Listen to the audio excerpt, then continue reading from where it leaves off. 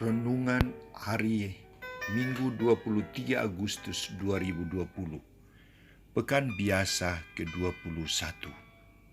Kuasa untuk melayani dipercayakan kepada manusia.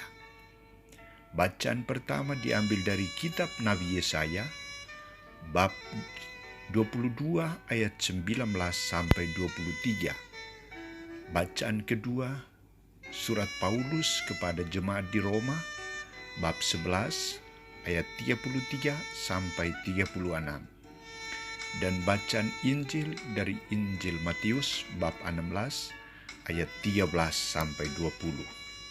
Saudara-saudariku terkasih, sejak dari kecil kita sudah dilatih untuk menjadi seorang pemimpin.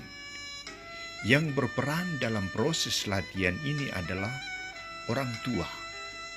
Tujuan dan motivasi latihan itu adalah agar suatu saat anaknya juga menjadi seorang pemimpin yang baik. Kuasa untuk memimpin dan melayani perlahan-lahan diserahkan kepada anak-anak sebagai penerus. Saudara-saudariku terkasih, 3 bacaan hari ini berbicara tentang kuasa yang diberikan Allah kepada manusia untuk melayani. Nabi Yesaya menampilkan sikap Allah dalam menurunkan Sebna dari jabatannya karena ia tidak bertanggung jawab dalam tugasnya, yakni menghamburkan seluruh keuangan kerajaan untuk kepentingan dirinya sendiri. Dan Tuhan menggantinya dengan mengangkat Eliakim bin Hizkia. Allah akan mengenakan kepadanya pakaian kebesaran, ikat pinggang, dan kekuasaan untuk menjadi bapa bagi penduduk Yerusalem dan kaum Yehuda. Dia diberi tanggung jawab memegang kunci kerajaan dan kuasa penuh di bawah raja keturunan Daud. Hanya dialah yang berhak membuka dan menutup pintu kerajaan. Hanya melalui dia, para tamu kerajaan bertemu dengan sang raja. Hanya dialah yang diberi kuasa untuk mengikat dan melepaskan. Kedudukan sulit digoyahkan karena Tuhan sendirilah yang berada di pihaknya. Saudara-saudariku terkasih, pemberian kuasa dari Allah kepada manusia dilanjutkan dalam cerita Injil hari ini. Santo Matius menampilkan dialog antara Yesus dan para muridnya tentang siapakah dia menurut orang banyak dan siapakah dia menurut para murid. Jawaban Simon Petrus, "Engkau adalah Mesias, Putra Allah yang hidup," adalah sebuah jawaban yang sungguh-sungguh mendapat tanggapan dari Yesus, berupa sebuah ungkapan kebahagiaan dan penyerahan kuasa kepada Petrus. Pertama, ungkapan bahagia.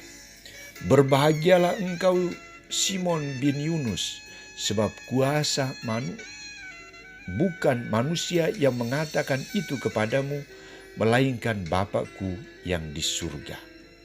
Yesus menyadari bahwa ungkapan itu bukan buah pengalaman iman Simon Petrus, melainkan kuasa Roh Bapa yang memampukan Simon Petrus untuk berkata demikian. Kedua, penyerahan tugas dan kuasa. "Engkau adalah Petrus, di atas batu karang ini aku akan mendirikan jemaatku, dan alam maut tidak akan menguasainya. Kepadamu akan diberikan kunci kerajaan surga. Apa yang kau ikat di dunia ini akan terikat di surga, dan apa yang kau lepaskan di dunia ini akan terlepas di surga." Petrus ditugaskan oleh Yesus untuk menjadi fondasi kekuatan iman bagi umat yang percaya kepada Kristus dan pemegang kunci kerajaan surga. Tugas ini dilaksanakan oleh Petrus untuk membuka kunci kerajaan surga. Melalui pewartaannya, Ia membuka pintu kerajaan surga bagi semua orang, bukan hanya orang Yahudi saja. Di samping itu, Petrus diberi kuasa untuk mengikat dan melepaskan, kuasa untuk memberikan pengampunan dan pembebasan. Kuasa ini menjadi kuat karena sumbernya adalah Yesus Kristus sendiri. Saudara-saudariku terkasih, kadang kita bingung, orang bingung dengan kuasa untuk mengikat dan melepaskan. Maka Santo Paulus kepada jemaat di Roma, ia tegas mengatakan, orang tidak dapat mengetahui segala rencana dan kebijaksanaan Allah. Manusia boleh berbuat jahat, tetapi Allah tetap berbelas kasih dan memberikan kuasa kepadanya. Maka yang pasti dan perlu diakui adalah segala sesuatu berasal dari Allah, diciptakan oleh Allah, dan akan kembali kepada Allah.